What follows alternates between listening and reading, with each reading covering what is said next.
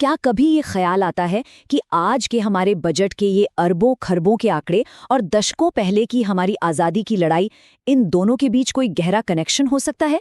आज के इस विश्लेषण में हम बिल्कुल यही डिकोड करने वाले हैं।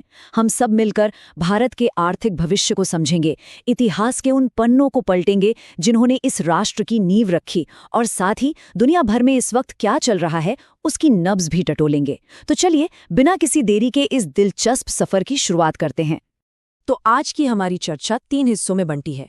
सबसे पहले आर्थिक क्षितिज यानी 2026-27 का केंद्रीय बजट, फिर अतीत की गूंज जिसमें 1905 से 1950 तक का सफर होगा, और आखिर में ग्लोबल पल्स यानी मई के पहले हफ्ते के कुछ बेहद खास करंट अफेयर्स। चलिए सीधे अपने पहले पड़ाव की तरफ बढ़ते हैं। आर्थिक क्षितिज, हमारा केंद्रीय बजट 2026-27। इससे इस सुधार एक्सप्रेस का नाम दिया जा रहा है और इसका लक्ष्य बड़ा ही स्पष्ट है, पूरे 7% की विकास दर हासिल करना। अब सबसे पहले एक बड़ा नंबर देखते हैं, 4.3%।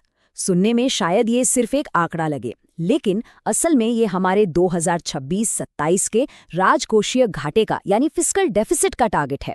पिछले साल ये 4.4% था। तो मतलब एकदम साफ है, हमारी अर्थव्यवस्था अब धीरे धीरे लेकिन बहुत ही मजबूती से स्थिरता की तरफ कदम बढ़ा रही है। खैर, एक सवाल अक्सर दिमाग में आता है कि आखिर सरकार के खजाने में ये सारा पैसा आता कहाँ से है। अगर हम इसे 1 रुपये के हिसाब से समझें तो सबसे बड़ा हिस्सा यानी करीब 24 पैसे उधारी से आता है। जी हाँ, बोरोइंग्स।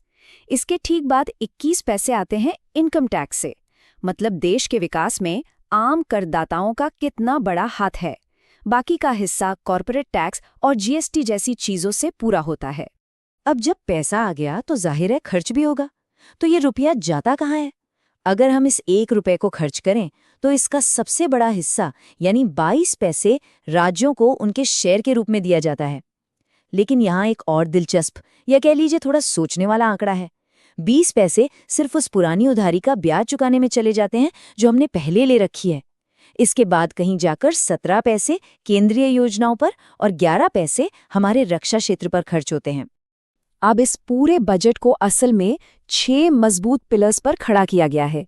ये पिलर्स हैं बायोफार्मा शक्ति के जरिए मैन्युफैक्चरिंग को बूस्ट करना, हमारी विरासत यानी पुराने एमएसएमई सेक्टर का पुनरुद्धार करना, कुछ नए चैंपियन एमएसएमई तैयार करना, इंफ्रास्ट्रक्चर को मजबूत करना, कार्बन कैप्चर तकनीक के साथ ऊर्जा को सुरक्षित करना और हमारे शहरों का तेजी से विकास करना। ये सब मिलकर ही उस 7% ग्रोथ वाले विजन को सच में तब्दील करेंगे। ये तो हो गए बड़े बड़े आंकड़े, लेकिन जमीन पर क्या बदल रहा है? यहीं पर एंट्री होती है भारत विस्तार की। अब ये भारत विस्तार क्या है? ये दरअसल कृषि के लिए बनाया गया एक कमाल का बहुभाषी एआई टूल है। जरा सोचिए, एक किसान अपनी ही स्थानीय भाषा में सीले एआई से बात कर रहा है, मौसम की सटीक जानकारी ले रहा है और खेती के आधुनिक तरीके सीख रहा है। मतलब तकनीक अब सिर्फ शहरों तक सीमित नहीं है, वो सीधे खेतों तक पहुंच रही है। ये सच में एक गेम चेंजर पहल है। अब हम अपनी चर्चा के दूसरे पड़ाव पर आते हैं, अतीत की गूंज। आज हम जिस मजबूत इकोनॉमी की बात कर रहे हैं ना, उसकी नींव कोई एक दिन में नहीं रखी गई थी। तो आइए 1905 से 1950 तक के इतिहास के उन पन्नों को पलटते हैं जिन्होंने आज के भारत को आकार दिया। इस सफर की शुरुआत होती है 1905 के बंगाल विभाजन से। उस एक फैसले ने पूरे देश में स्वदेशी आंदोलन की ऐसी आग लगाई कि वो 1907 के सूरत विभाजन तक धधकती रही।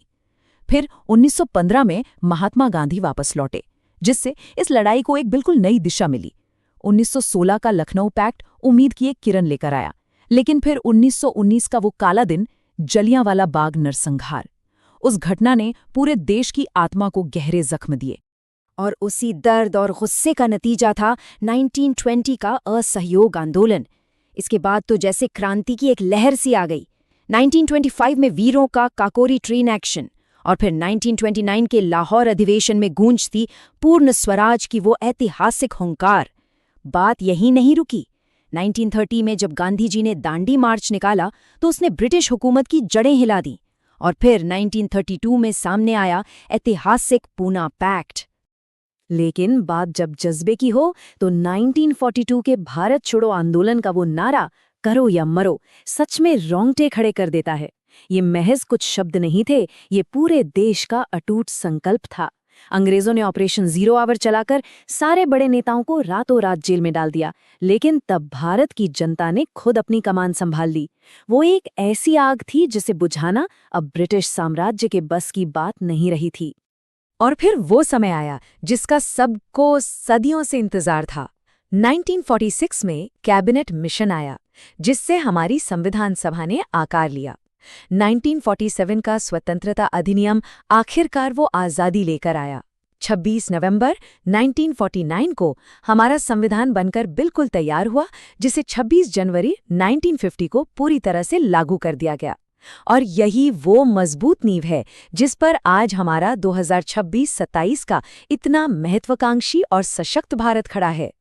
चलिए, इतिहास से वापस वर्तमान की दुनिया में लौटते हैं। हमारा तीसरा और आखिरी पड़ाव, ग्लोबल पल्स। 1 से 9 मई 2026 के बीच दुनिया और देश में क्या कुछ खास हुआ, आइए उसका एक फटाफट रैपिड फायर राउंड अप करते हैं। अगर ग्लोबल लेवल पर देखें तो फिनलैंड ने एक बहुत बड़ा कदम उठाया है। उन्होंने दुनिया का पहला परमाणु अपशिष्ट वॉल्ट यानी न्यूक्लियर वेस्ट वॉल्ट स्थापित कर लिया है। पर्यावरण सुरक्षा के लिए ये एक ऐतिहासिक बात है। वहीं चीन ने भी एक बड़ा दावा किया है, शून्य उत्सर्जन यानी 0 एमिशन वाली कोयला बैटरी बनाने का।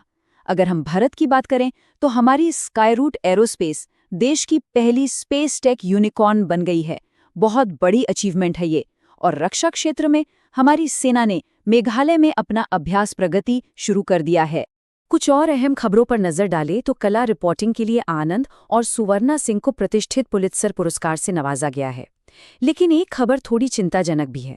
राष्ट्रीय अपराध रिकॉर्ड ब्यूरो की रिपोर्ट बताती है कि तेलंगाना में सबसे ज्यादा साइबर अपराध दर्ज किए गए हैं। तो डिजिटल सुरक्षा पर ध्यान देना अब बहुत जरूरी हो गया है। खेलों की बात करें तो दक्षिण कोरिया ने BWF उबेर कप जीत लिया है। और अंत में एजुकेशन की बात। टाइम्स एशिया की टॉप 50 यूनिवर्सिटी रैंकिंग में ISIC बेंगलुरु एकमात्र भारतीय संस्थान के रूप में चमक रहा है। तो हमने बजट के बड़े आंकड़े देखे, इतिहास का वो संघर्ष देखा और आज की दुनिया की रफ्तार भी देखी।